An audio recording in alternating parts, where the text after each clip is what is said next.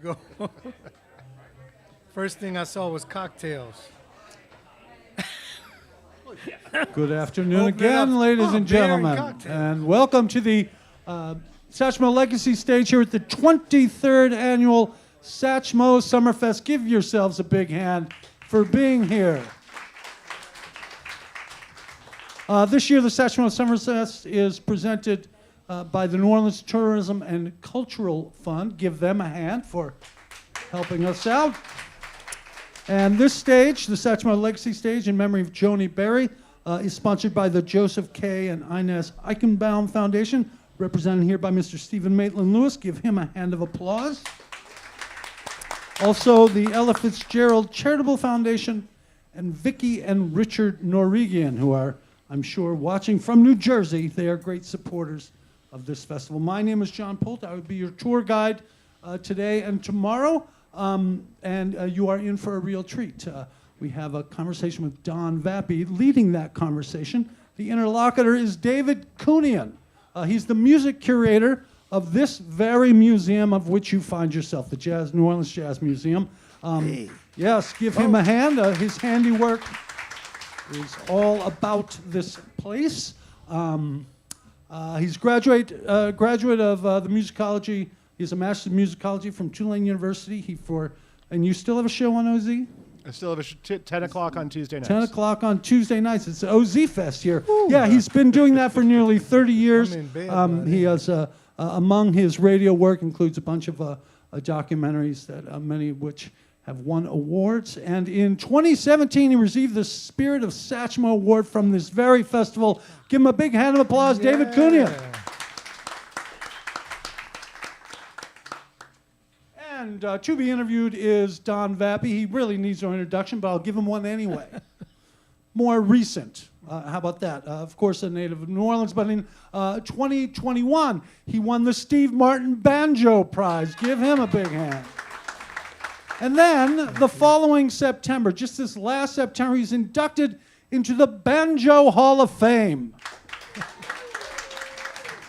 Thank you. Now, how many of you have Facebook during the pandemic?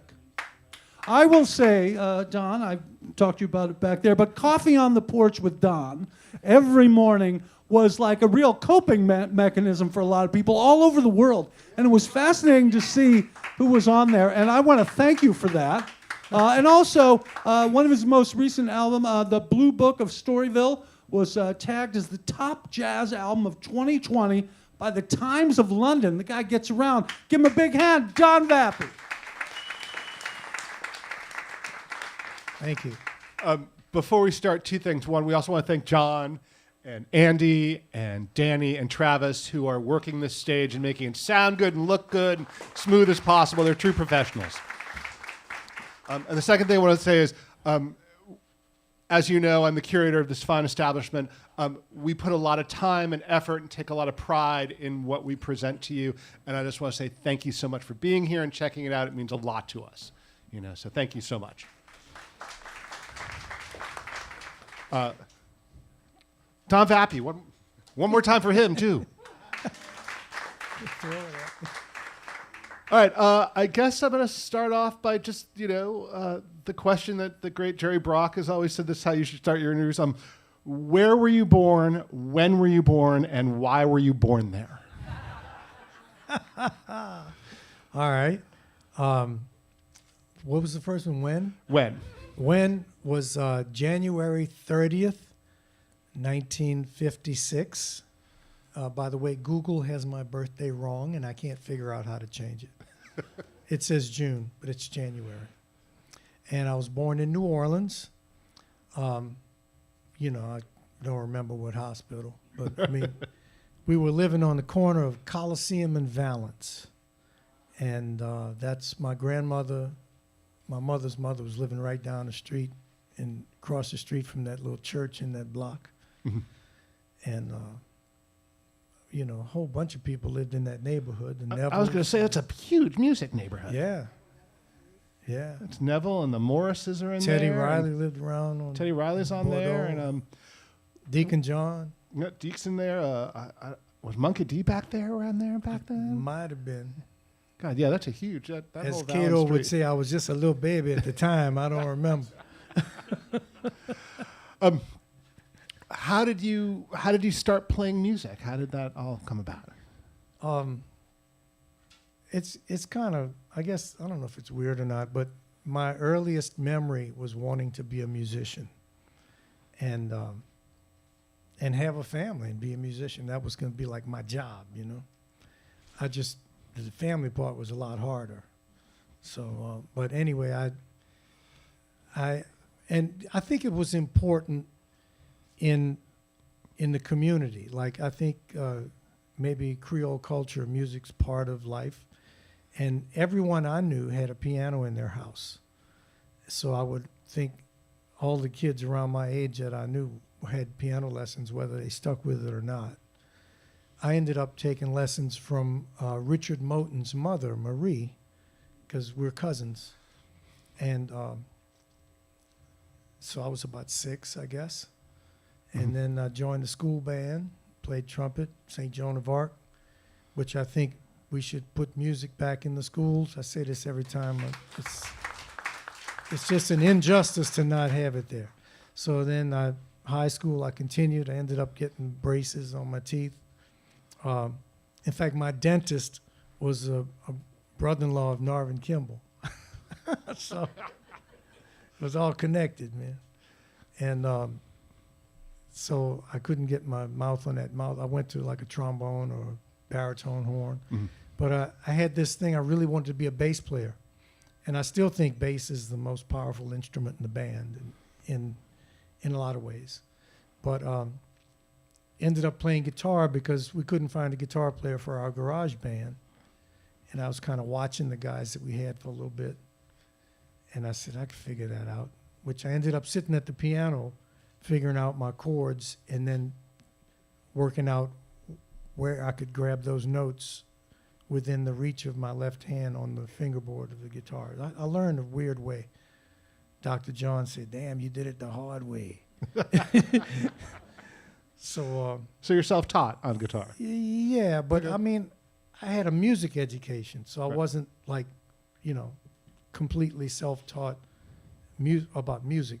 I had a foundation. Mm-hmm. But yeah, guitar is self-taught. And in college, I majored in bass. And I have to give him credit. His name was Bob Rowe. He was the principal bassist in the symphony here in the 70s. And all of his lessons were so, logical that I've applied all of the things he taught me about approaching the bass as a string instrument to any string instrument I play. So thank you, Mr. Rowe. He's up there now, So this, I'm assuming this garage band was not playing Basin Street Blues and stuff like that. No, I was playing Buddy Miles, Okay. Dun, dun, dun, dun, dun, dun, dun, dun, So you were playing kind of like rock and roll and through some changes. Dun, dun, dun, dun. I was playing that kind of stuff, And so yeah, I mean I grew up playing the music of but still, my generation was exposed to more than generations are now. Everything is kind of in. If you want to look at something, you look at this channel. You want to look at something else, you look at that channel. Listen to this radio station or whatever. We heard everything. We had, not trying to date myself, but we had shows like variety shows like Ed Sullivan and all. We have all kinds. You see a guy spinning plates, and they have the saber dance. So I mean, I heard that music, and I heard the music from movies. They brought us to the symphony. I saw that at the Orpheum, So we were just exposed to more, and I think it's just so much of an injustice not to expose young people to as much as you can. Let them see magic. Let them see music, symphonies, all kinds of music, ballet, opera, everything, because you never know. They're individuals. They're going to find something that touches them. So, yeah, I'm with you. I'm with you because not only will might they find something they go, oh, I want to do that, but it just in general enriches their lives and makes them more fulfilled and happier people. I find. I think so. So you're in this garage band. playing the rock and roll music at the time. What happens to that? Well, I continued doing that into my late teens and even in college, though I was playing in the jazz band at school and had played in, jazz ensembles in school. I continued playing I call it the funk bands, the soul music and stuff. And I guess it was in my 20s when the tune Bad Mama Jamma came out. You know this one. I was playing bass in the band, and a lot of these songs are very repetitious. It's like don't,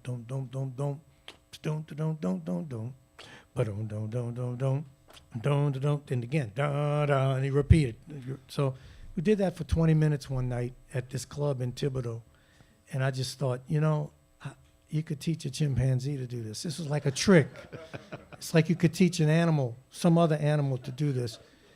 And that was probably what I thought, but I think deep down I was just wanting, my tastes were becoming, I don't want to say more refined, but more diverse, I wanted more. I wanted more harmony, more exploration, more musical diversity. And, it's like a conversation. You talk about the same thing every day, you get bored, right? So did you quit the band and start trying to figure something else out? Yeah, I quit the band and initially quit playing music for about 3 months. I was working at Orleans, selling musical instruments. And I sold all my stuff. And 3 months later, tried to buy most of it back, and I couldn't. My vintage Fender Telecaster, my Les Paul Custom, all those instruments that if I had now, I could sell and pay off my house. Right. But, but then, I did get a hold of a guitar, and I'd wake up in the morning about 5:36, and play along with a Kenny Burrell record before I would go to work. And it was a John McLaughlin record I had in 1979, I think it was called Electric Guitar, Electric Dreams. And he had a solo, it was a short one, but he played it on a banjo. And I always remembered that sound. And the sound of banjos is not foreign to me because I grew up here. I mean, I've heard them. Just like the sound of Creole French. French doesn't sound like a foreign language. I have no idea what you're telling me most of the time, but it just doesn't sound like a foreign language, so yeah, and now I'm just trying to exist in all those things and learn French better and, la-di-da. So you get a guitar, you're playing along with Kenny Burrell. Did you then find other people to play modern jazz, or or was it more kind of the New Orleans stuff, or both? No, or it was. In fact, the band I played with is called Track One, and they're still playing. Like Tracy Griffin, and he's still around doing the band, and I play with him sometimes. But I wasn't trying to play any jazz gigs. I ended up playing with trios like. Who can I say? Lloyd Lambert, Teddy Riley, and I was doing these little trios, like we get little trio gigs, and my first thought was, wow, man, I play jazz. I could be home in bed by 10:30, because otherwise I was home at 3:30 or 4:30 in the morning, But it was more interesting too. So, what kind of places would you play? What were the gigs like? They were mostly like convention, private parties, hotel parties for convention-related stuff, or house parties, that kind of stuff. It's funny, I got hold of the banjo because this guy in the band says, man, I think you ought to play the banjo because the tourists really like it. And, I was thinking about it anyway because I always liked the sound of it. I don't know if you're familiar with like funk guitar playing. A lot of times you play these single note lines like that kind of stuff. Well, you have to mute the string and really play percussively to get that type of sound. Well, banjo's perfect for that. It's just, it's already made for that.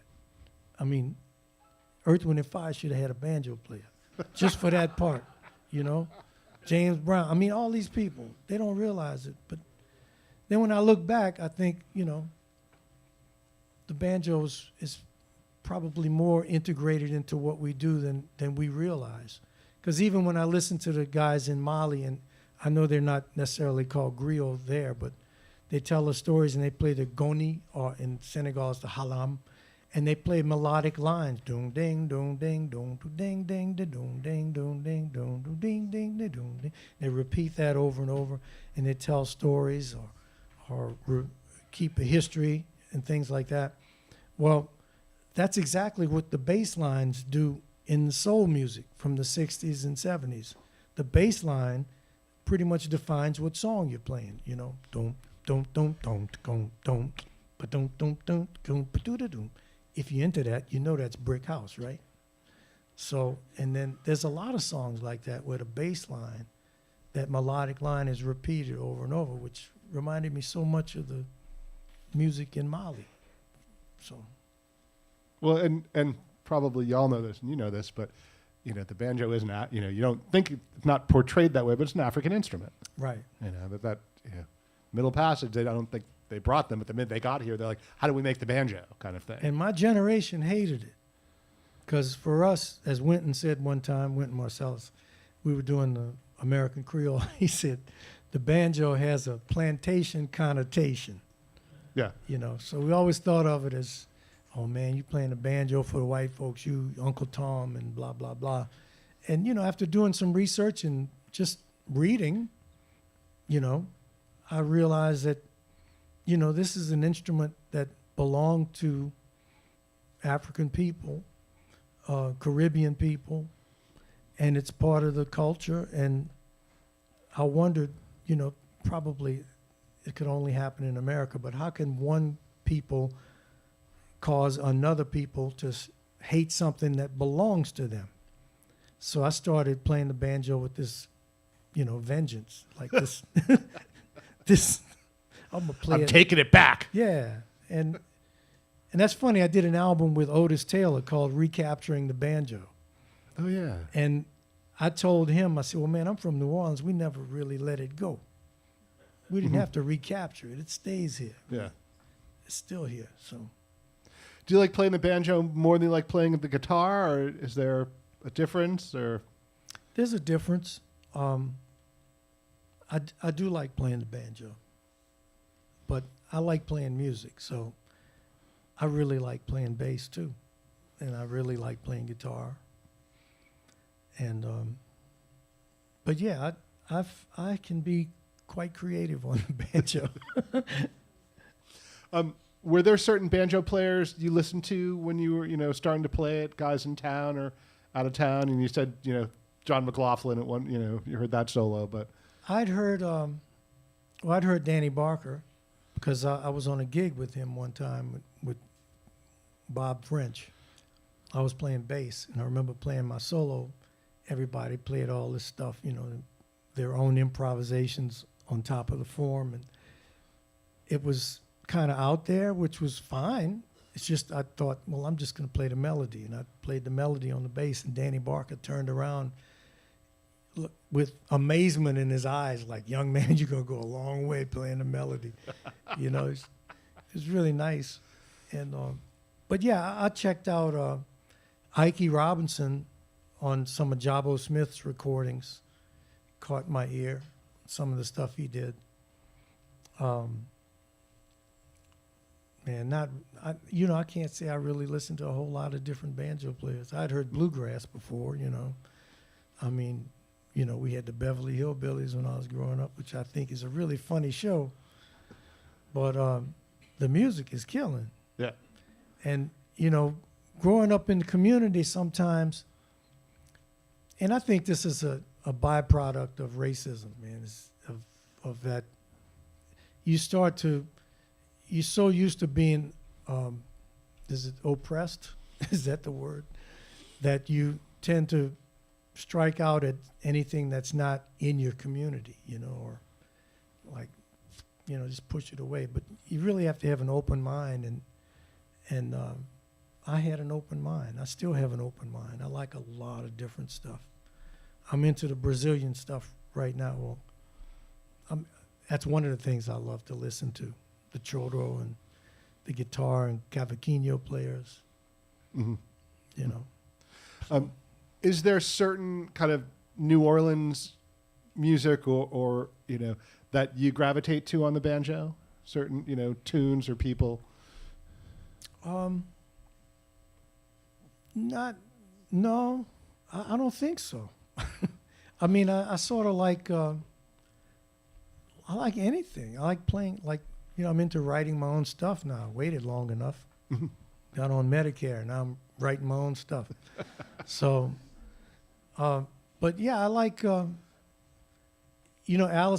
Allison Brown. She's a 5-string player, and when they gave me the Steve Martin Prize, they presented it to me, and she said I play such beautiful chords, and I only got 4 strings, so I was trying to, okay, what's she trying to tell me?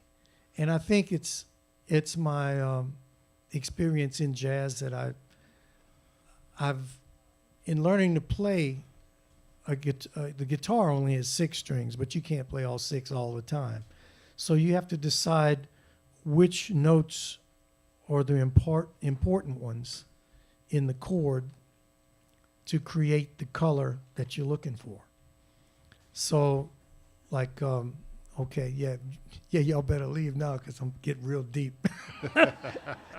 Theory. No, but like a B flat 13 chord, I mean, this is not really rocket science. If you know any music, there's 7 notes in the scale, right? C, D, E, F, G, A, B, and then you back to C, which is the 8th note. And if you keep going up, D, E, F, E, and count them, 9, 10, 11, 12, 13, 14. That's what that means. You play the 1, 3, 5, 7, 9, 11, 13. That's all the notes they are. So I realized which ones really created the color. And even though the banjo only has 5 strings, if I'm playing like a B flat 13 chord, all I really need to play is the 3rd note of the scale, the 7th, and the 13th. So those 3 notes create that color for that sound. And in context, sometimes you need the root to say where you're going, but in the context of a progression, you can, it's kind of like Pig Latin, man. You learn how to talk that way, I wanted to ask you, given that you're playing, King Oliver in a minute, and I've seen you do the rare Jelly Roll Morton stuff. What about that, attracts you? What do you like about that? How is it to play that? The first time I did it was in New York with Winton and Dr. Michael White. He had this concert for Johnny Dodds. I think that was it. Anyway, it really piqued my interest because I don't just go by what you can tell me something and I really appreciate it, but I'm gonna go look it up and I'm gonna verify these things and get my own take on it. Especially when you're talking about art or music, you have to see it for yourself and and you have to absorb it individually, because that's what art and music is. It's all about how each individual accepts it. So when I listened back to some of the early recordings, my first thought was, we got a symphony here playing this, Bach and Beethoven and Mozart and Haydn and all these people. And that's great. That's some great stuff. But man, this early New Orleans stuff, Jelly Roll Morton, the stuff we're going to do at 3:30, the King Oliver Creole Jazz Band. I know somehow I think it's a little bit diminished in that, oh yeah, they're just improvising. Oh no. You can say it you could also think of it as they're doing some spontaneous composition polyphonically. In other words, everybody's composing in the moment, but it's one piece that fits together. I mean, I think that's just, I think it's genius, man. Jelly Roll Morton stuff, Black Bottom Stomp, his arrangement of the chant, he didn't write that one, but I just thought this stuff was so classic. I said, we'll start a band, we'll do it. Called it the Creole Jazz Serenaders. Bob French says, "Oh, you Creole, you ain't black no more, huh?" I said, "No, no, bro. It ain't about that. It's cultural differences, man.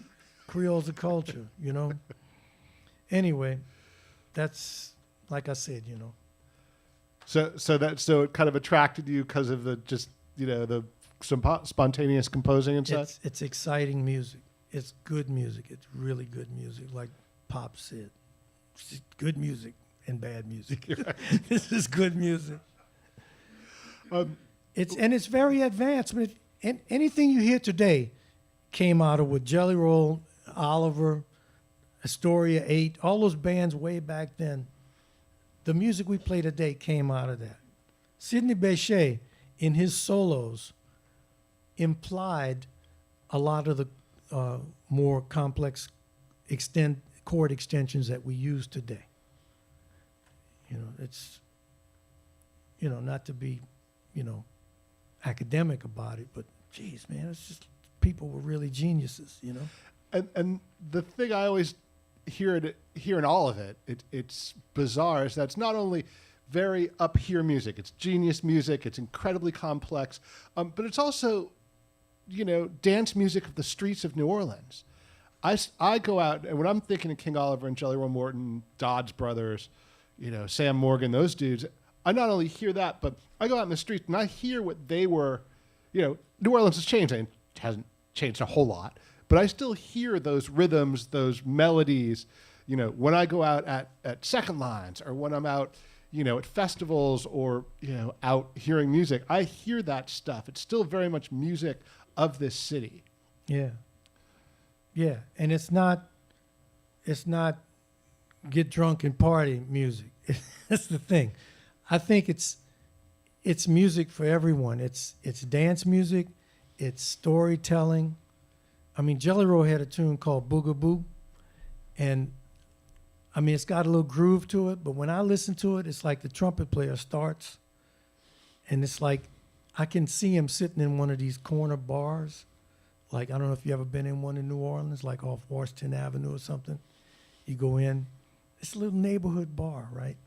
You go in and sit there, and it's like this guy's in that bar trying to talk to this girl, and he's saying this thing, that bad. Yeah, baby, he's going at it. And then the clarinet player comes in after and said, dude, you don't want to talk to him, talk to me. It's like, it's great. It's just, I hear these stories in my head, Yeah. When I listen to it carefully, it's the same thing. I see them, man. One other thing I want to ask you, since you have brought up the term, explain for those who might not know, Creole culture, Creole music. Well, the term Creole has meant many things over time. At one time it just meant that you were from Spain and you were born here. At this point in time, my definition of Creole is a culture. It's a sort of a Caribbean culture that has a diverse input from very diverse cultures that come together and they become one. New Orleans, by many historians, is considered the most northern part of the Caribbean. And having been to the Caribbean, having been to Europe, having been in a lot of places, I see that, yeah, it is we get things from everybody. And it all comes together. It's like, even when I was young, I look in the mirror and said, you know what? At some point in time, everybody in the world is going to look like me because I got this real diverse background.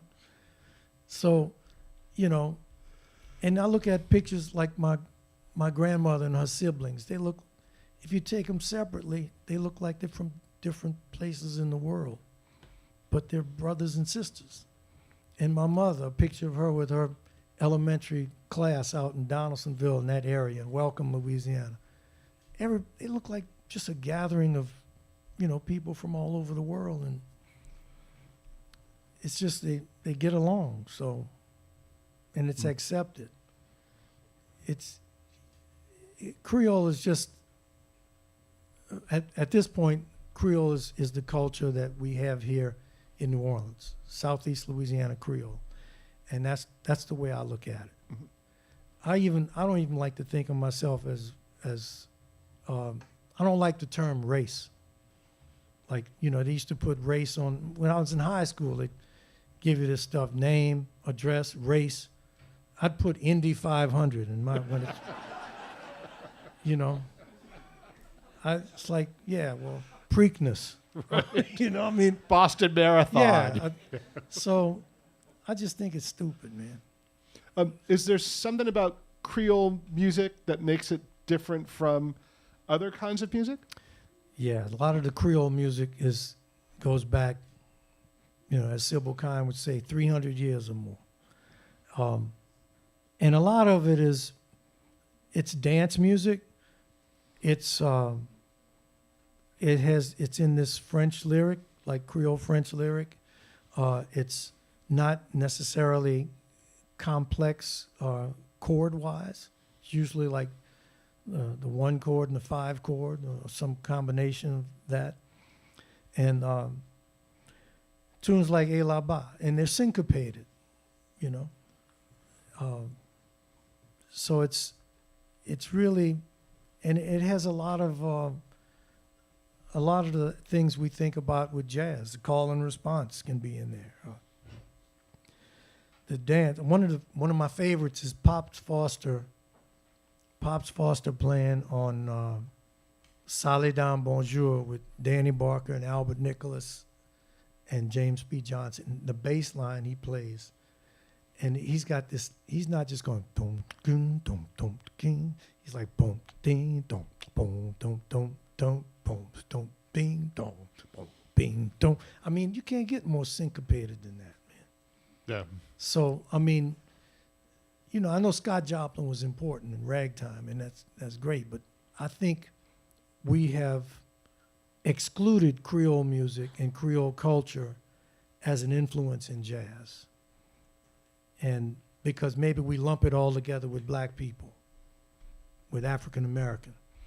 And but that's kind of an American thing too. You're either white or you're not. Right. You know? So And as you're saying, Creole culture has similarities to, lack of a better term, African American, but they're not. It's not the same. no, it's not.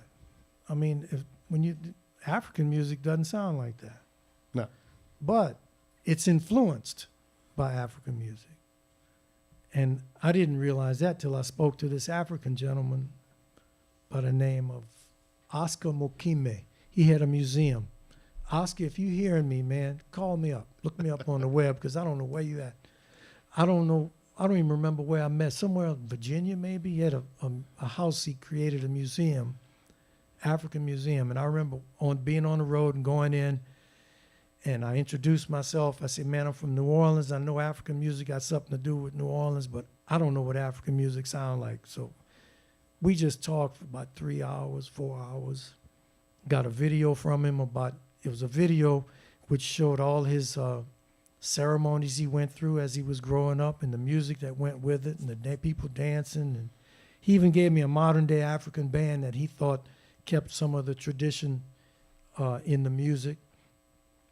But most importantly, because, you know, everybody's in a box in America. You know, which box do you tick? I remember getting married. They said I had to be black, white, or other. And I mean, other was Hispanic, I think.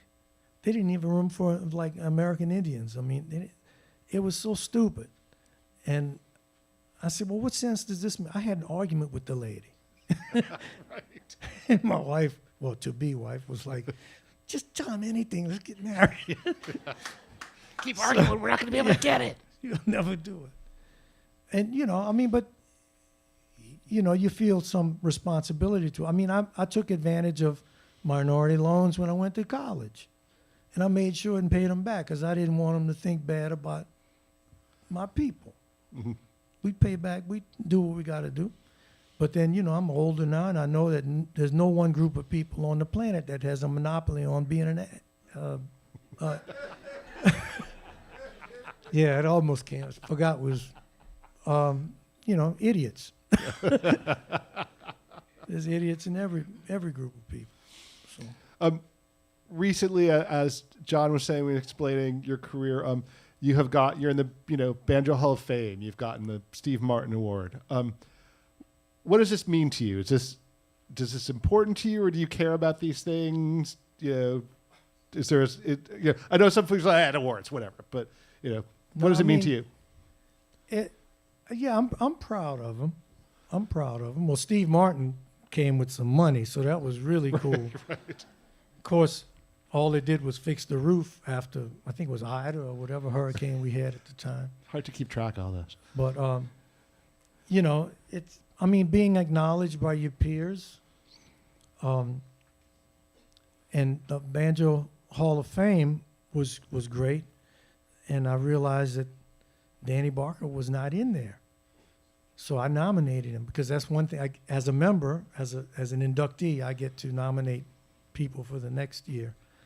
So, but I think it's important. I'll tell you what's really important to me in a weird way. Someone painted a likeness of me on a utility box on Poydras. And it's like, damn, I made it. I'm going looking for that next time. I couldn't believe it. I took a picture of it. I said, could that be me? Because it was really pale, too. And I don't think I'm quite that white, but I could be in someone else's eyes. And that's okay. But it was just the idea of being acknowledged by your hometown, That's important. I mean, as much as we want to say, man, I don't care what people, I think it's important that we embrace each other and acknowledge what we do, And especially because, people, this is true, so many great musicians in New Orleans have not been acknowledged while they've been here, or even today aren't acknowledged the way they should be. Yeah. And, with technology was changing in the 70s, the computer and personal computer and recording technology and all that. And I remember thinking, it doesn't matter where you live. You can probably do whatever you want. You don't have to go to New York to make it, or you don't have to go wherever. And in a way, I'm right, In another way, there's a machine that works in New York and Nashville. That's why they're the recording hubs of the country. New York, Nashville, L.A., Toronto. That's where the big business happens. So I understand leaving to go there. I just didn't want to. I have also always thought that in terms of playing jazz, funk, R&B, all kind of, that kind of music, that if you really want to play it right, you need to come here for about 6 months at least. You need to get the sense of how that, especially jazz, and all kinds of jazz, not just the, New Orleans style jazz. But I think you need to come here and hang out for a while and hear how it is done here. Not that necessarily you need to play it that way, but it will inform your music in a way that will help you play it better. Yeah, I think with the availability of all the recorded music in today's world, if you could actually get an idea of things from listening to different styles of music. But the main thing is being open to it. That's the main thing. It's just like learning another language. You can learn how to say merci beaucoup, or you can try to imitate the song of that language. Like a friend of mine taught me how to say, "You telling me, idiot." But he said, don't say that to a policeman. But it's not just saying it, it's like the song of it. Moi que tu dis ça. If you speak French, I'm not talking to you. But it's like, you telling me. You're like, like it's kind of like a comeback. And then you add a little expletive.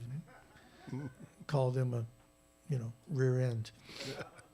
So, but that's important. The song, Yeah. and the music is a song. I think that's why I'm a good mimic. I used to go on the road and come back at home to my wife Millie. I would imitate everybody in the band that we met and all. So when we go back out on the road, I didn't have to introduce anybody because she knew everybody just by from my imitations,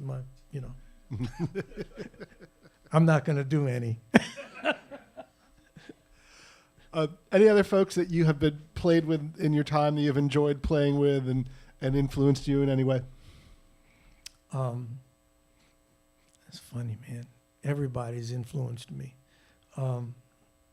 Teddy Riley. I mean, these older guys that I knew, and I'm not just trying to say the old guys, but it's not so much all the time what they played, but the way they treated. Warren Bell Sr., let me mention him. Y'all probably don't even know him. You know Warren Bell Jr., the newscaster, right? His dad was a phenomenal saxophone player. And yeah, he was in Dookie Chase's band. In fact, and if you go to Dookie Chase, if you go to Dookie on Orleans, in the bar, you see a picture of me and him together in the bar. But we played together one night, and he called a song "What's New," and I did not know that song. I'd never heard it. And the drummer says, "Oh man, you hear it?" I'm like, "Yeah, right." So I played something so not what that was. And Mr. Bell was so cool about it. He said, let's just take it out. And he played something. He just played it out. And I went home that night and learned it. And that picture is me apologizing to him. And we're both laughing because what I played was so wrong. But it's just the way he handled it, and like he was caring about it.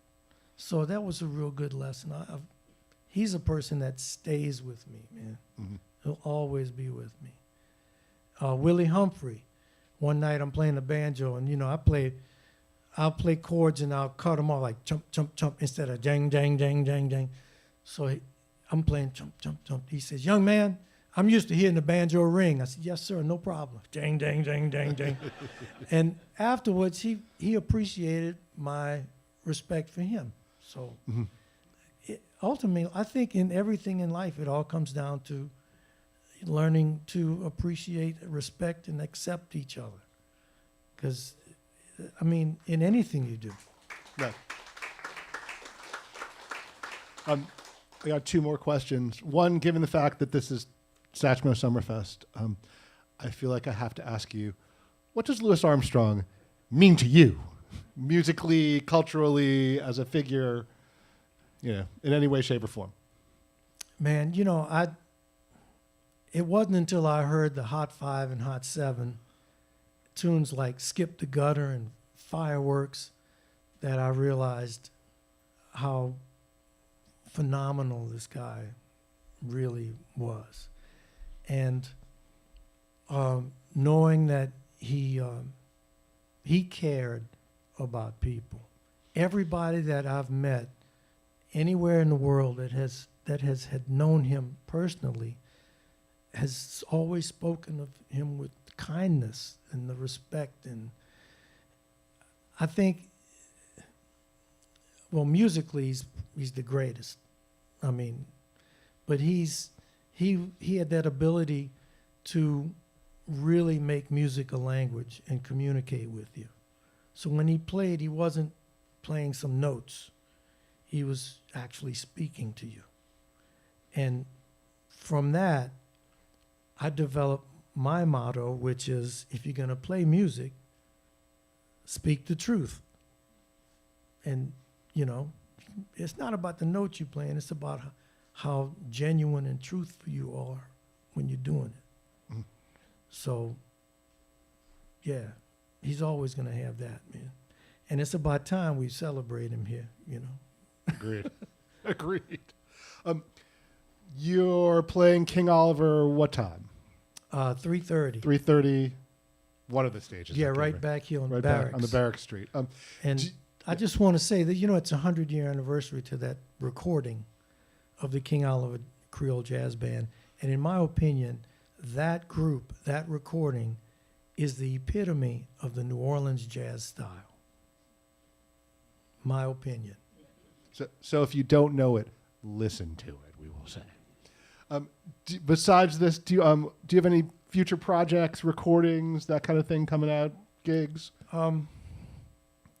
Well, I just got back from France. I'm only now getting to tour with my album, The Blue Book of Storyville, because it was in 2020. It was the top jazz album in the Times, but then the pandemic, we couldn't do anything. So we're just now really doing some touring. Mm-hmm.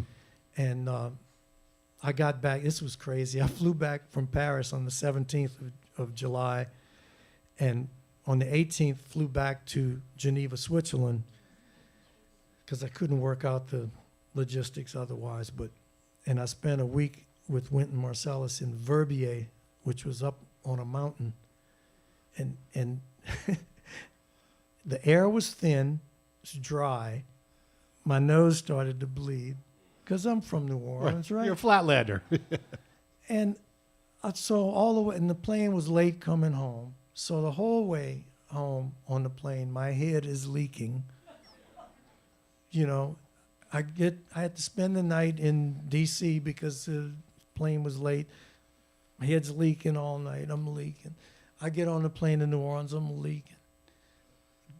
Open the door of the plane, step off in New Orleans, hot and humid, and for some reason I go, thank God.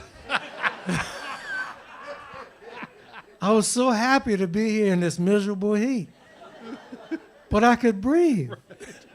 I felt like a fish that had just,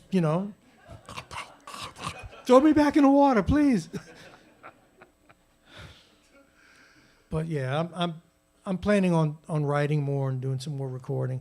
I want to do more than just what we normally have heard on the banjo. The banjo is a great melodic instrument, and hopefully I can insert a couple of my own compositions in this performance we're going to do. Well, one of them I'm hoping we can do is, I call it Color of Creole, or Couleur de Creole, and it's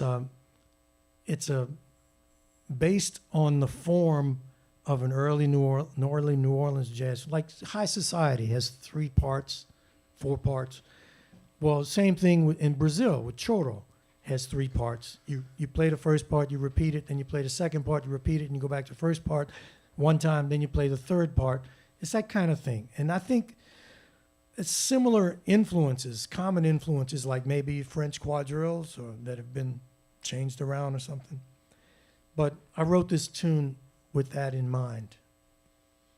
And then, Color of Creole was my way of saying there is no color. It's a culture. So. All right, well, we got to roll, but y'all, Tom Vappie, y'all. Member of the Banjo Hall of Fame. Thank you.